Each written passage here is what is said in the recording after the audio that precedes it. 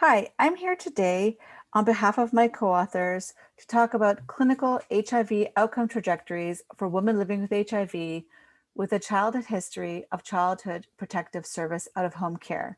These are findings from a longitudinal study of the Canadian cohort of women living with HIV. I want to acknowledge my co-authors, Nina Sokolovic, Mina Kazemi, Meenakshi Gupta, Stephanie Smith, Marian Dungu, V. Logan Kennedy, Angela Kaida, Alexandra De Pocomondi, Mona Lutfi, and on behalf of the CHIWOS team. So there's evidence across diverse contexts and populations that being involved in childhood protective services out of home care, including foster care and group homes, is associated with poor health outcomes across the life course, suggesting the utility of life course epidemiology to understand what are these health outcomes. For instance, childhood home removal has been associated with suicide and labor exclusion, including being on disability benefits, as well as teen pregnancy and STIs. However, knowledge gaps exist regarding the prevalence and outcomes of childhood protective service, or CPS, out of home care among women living with HIV. So we sought to address this knowledge gap. Specifically, we examined if a history of childhood protective service out of home care, so being removed as a childhood and living in foster homes or group homes, was associated with HIV outcome trajectories among women living with HIV in Canada.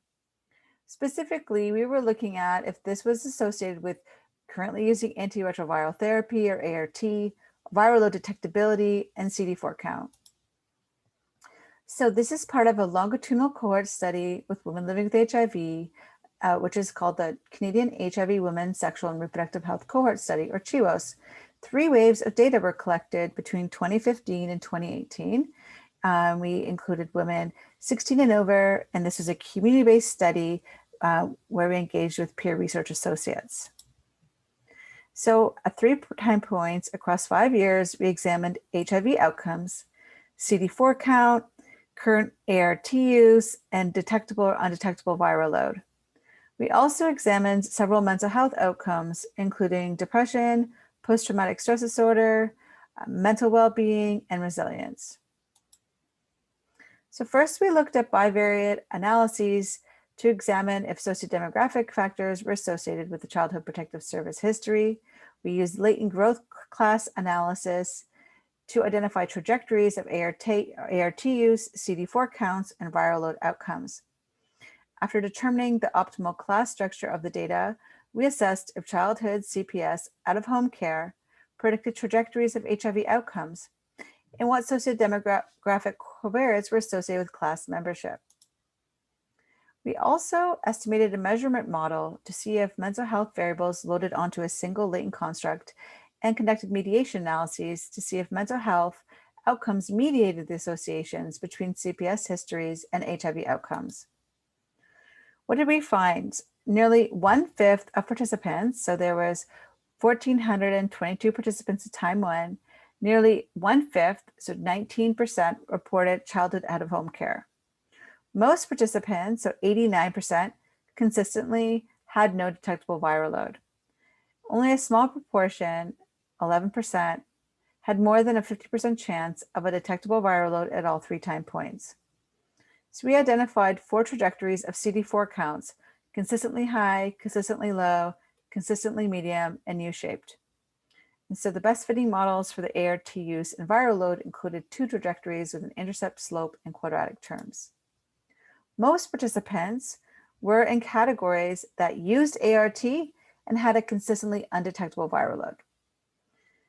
We found that a history of CPS out-of-home care was associated with 2 to 3 times higher likelihood of being in that consistently low CD4 count class relative to any other classes, and twice as likely to have a consistently detectable viral load.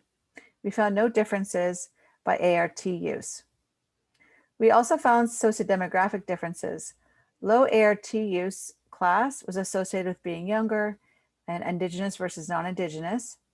a detectable viral load was associated with being younger, and a low CD4 count was associated with being younger, and low income and having less than high school education. What did we find in the mediation analysis? For detectable viral load, we adjusted for age, which was the only confounder significantly associated with this class membership. We found a significant indirect path from a childhood protective service history of out-of-home care removal to a consistently detectable viral load via mental health status at time 1, with a significant odds ratio of 1.12. This path through mental health status accounted for 27% of the association between a childhood protective service out-of-home care and the indirect path to detectable viral load. With the CD4 outcome, we adjusted for income, which was the only confounder that was significantly associated with class membership. There was also a significant indirect path from childhood protective service history out of home care removal and a low CD4 count. There was no significant direct path, and the indirect odds ratio was significant, and the mental health status accounted for 24% of this association. And these are visualized here for you. In the top left, you can see experiencing CPS care during childhood was indirectly associated with the consistently detectable viral load through mental health status, which there's a composite variable that included depression, PTSD, the SF12 mental health status, and resilience. In the bottom right, you can also see the significant indirect effect between CPS care during childhood and consistently low CD4 count via this mental health composite variable. So what does this mean? Well, we found surprisingly that women with HIV disproportionately experience childhood protective service out of home care. The rates in our study were actually 14-fold higher than the national prevalence, signaling the urgent need for HIV preventive strategies with CPS involved youth for prevention.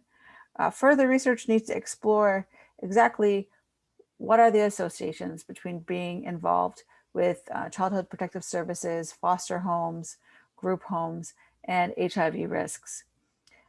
Second, we found that women with HIV with a history of childhood protective service involvement had worse HIV outcome trajectories in adulthood, low CD4 count, detectable viral load.